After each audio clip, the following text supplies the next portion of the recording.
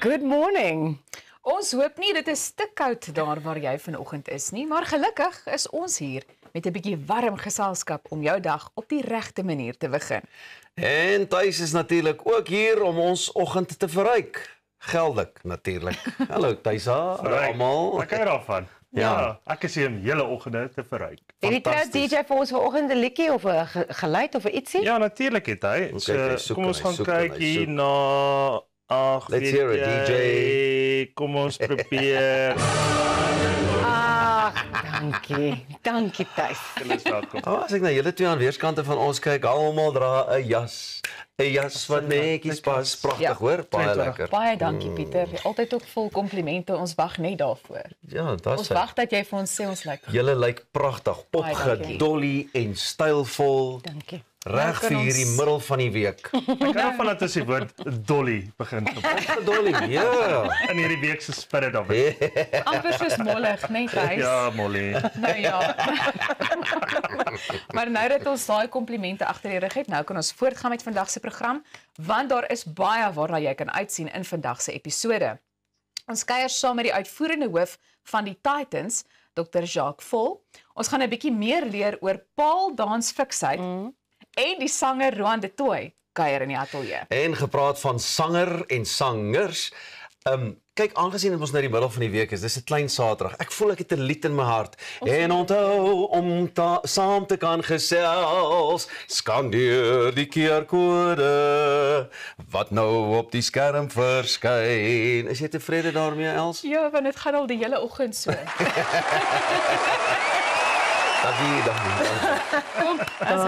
Dankie. Pieter gaan ons nooit laat vergeet dat hy in die Drakensberg seunskoor was nie. Dankie Pieter. Is 'n groot plesier. Ek wil dan sommer vanmôre se oggendpraatjies ook afskop sonder 'n lied in die hart. Hierdie keer doen ek dit nou maar net met so lekker glimlag om die kiewe. Ja. So, wie van julle was lanklaas by die tandarts of onlangs by die tandarts? Ek was verlede jaar, maar ek moet eintlik gaan. Ek moet eintlik gaan. Thys? Ja. Ja, ek dink was soos 3 maande terug. Net Awesome. lekker check-up gehou, dit en Ja. dat. Probeer jy dit ook maar so gereeld as moontlik doen of gaan jy net tandarts soos jy probleme het? Dis pas soos my prostaattoets een keer 'n jaar, jy weet, so. Ja. Ja. Ek moet sê baie mense is bang vir 'n tandarts, maar ek is nogal nie. So dit pla my nie om te gaan nie. Tensy daai tandarts 'n voël het as 'n troeteldier, dan dan gaan gaan daar jy probleme weg. wees. Ja, sy. definitief. Okay, Ja. wel, volgens 'n artikel in hierdie maand se Popular Mechanics kan 'n besoek aan die tandarts binnekort ietsie van die verlede raak of bietjie meer eenvoudig wees. Kan jy dit glo? Japaneese wetenskaplikes is op die punt van 'n deurbraak met 'n eksperimentele middel wat tande kan laat hergroei. Daar is in September 2024 in menslike toetse begin met die hoop dat dit teen 2030 beskikbaar gewees. Dr. Katsu Takahashi van die Katana Hospitaal in Osaka sê hulle wil mense wat met tandverlies permanent help. Die middel blok 'n proteïen genaamd USAG1 wat normale tandontwikkeling onderdruk. Proewe op diere het suksesvolle tandegroei getoon. Die middel word nou getoets op 30 mans tussen die ouderdom van 30 en 65. Daar's nog geen neeweffekte aangemeld nie. En as dit suksesvol is, sal kinders tussen 2 en 7 jaar wat sonder tande gebore is, die behandeling kan kry en dan die doel is om almal wat 'n tand verloor het weer met hulle eie natuurlike tande te kan help. Dis Lekker, interessant. Baie Ja, interessant. dit is. En veral as jy nou dentures of so voort moet kry, jy kan dan nou jou eie tande groei in plaas van om die hele tyd iets in jou mond in te sit. Dis baie amazing. Maar sal jy dit verkies bo 'n tandarts se boor? Ja, ek dink so. En dan maar ek dink jou tandarts gaan 'n bietjie geldjie verloor, hè, want implantate, daai van as jy permanente tand verloor, Ja. kos 'n paar rand, hè. Ja. Ek dink tog tandarts sal altyd nodig wees. Dis mos soos 'n dokter of iets. Hy gaan altyd daar moet wees. Ek gaan Ja. altyd daar moet wees om net te kyk. En die navorsing is nou nog nie op so 'n stadium wat hulle kan sê dat dit eintlik soos 6 maande gaan vat om hierdie 2 tande te groei of dit gaan so ons weet nie hoe lank dit gaan vat nie. So dalk is die tandarts nog steeds jou first port of call, you know. Maar Ek as sit sal jy 2 voortande en dan begin dit so stil se word. En wanneer hou hulle op presies? Gaan jy opeindig met tande soos 'n beaver? Soos en die ander probleem is ook ons het nou al gesien Hollywood het dit al bewys dat sê net maar daai goeters raak net haywire. Waar gaan Ja. dalk begin haar tande op ander plekke groei? wat Byt vas. ja. Dit klink soos 'n horror movie, maar dit is jy weet met enige tegnologiese ontwikkeling is daar nou voordele en nadele. And that brings me to the next story. So gepraat van tegnologiese ontwikkelinge en deurbrake. Ons praat gereeld op KI op hierdie oor KI op hierdie program, juis omdat die tegnologie so vinnig ontwikkel. Maar hierdie volgende storie mag jou dalk so bietjie ongemaklik laat. 'n KI-model het 'n ontwikkelaar met afpersing gedreig, toe dit uitvind dat dit sou vervang word. 'n Veiligheidsverslag het onthul dat die Claude Opus 4 KI-model van Anthropic sy skeppers met afpersing gedreig het, toe dit besef het, dit gaan vervang word. En in toetsimulasies het die model toegang gekry tot e-posse waaruit dit afgelei het dat dit vervang sou word.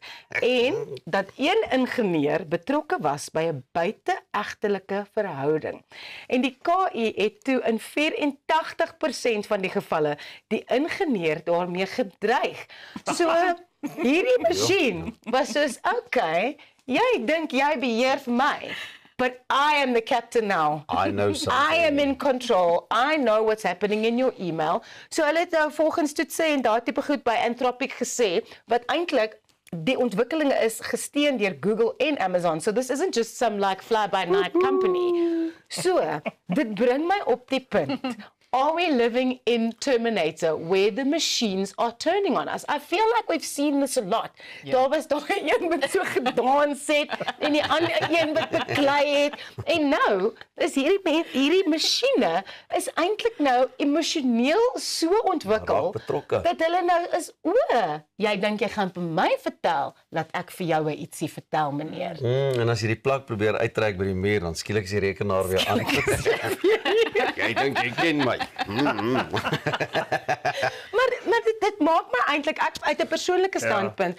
It does scare me a bit. Like, I've never used ChatGPT. I've never used it. My husband is wild about it, but he loves it. He's like, oh, you should just ask ChatGPT. Ek vra nog vir Google. Ons het daai storie die ander dag gedek oor hoeveel ekstra geld dit eintlik vir die maatskappye kos om dat ons asseblief en dankie sê vir ChatGPT en kunsmatige intelligensie. Ek dink daai ingenieur het na die ding gesê, ag, maar jou pragtige mens KI moet asseblief nie vir die wêreld vertel wat op my rekenaar aangaan nie. But I think even if he done that, they would be like, ek weet jy's fake. Jy wil nou net, ek moet jou nie afpers nie. Ek het 'n knoppie vir daai ene. Sell your laptop, you're done. Nee, maar ek dink met al die tegnologie and how fast everything's growing, I don't know if we can keep up with how clever they're going to get. Maybe I'm a conspiracy theorist, I don't know. Wel, ek dink dit bring mense opnuut by wat of hoe daar verwys word, kunsmatige intelligensie. Ja. Nee, dit is amazing. Maar nou ja, ek bly liewerste ook maar ver weg daarvan af. Ros, ek het dit al gebruik, maar jy moet dit regtig probeer. Dit maak op jou 'n nuwe wêreld. Ek wil nie afgepers word nie. Baie dankie. Goeiemôre, good morning. Onthou jy kan al hierdie gesprekke en geselsies ook later vandag op ons YouTube kanaal gaan beloer. Al wat jy moet doen is teken net daarin vir eksklusiewe inhoud en agter die skerms gebeure. Ons gesels nou weer verder hier op Goeiemôre, good morning. Die tyd het nou aangeskuif na amper 10 minute oor 6.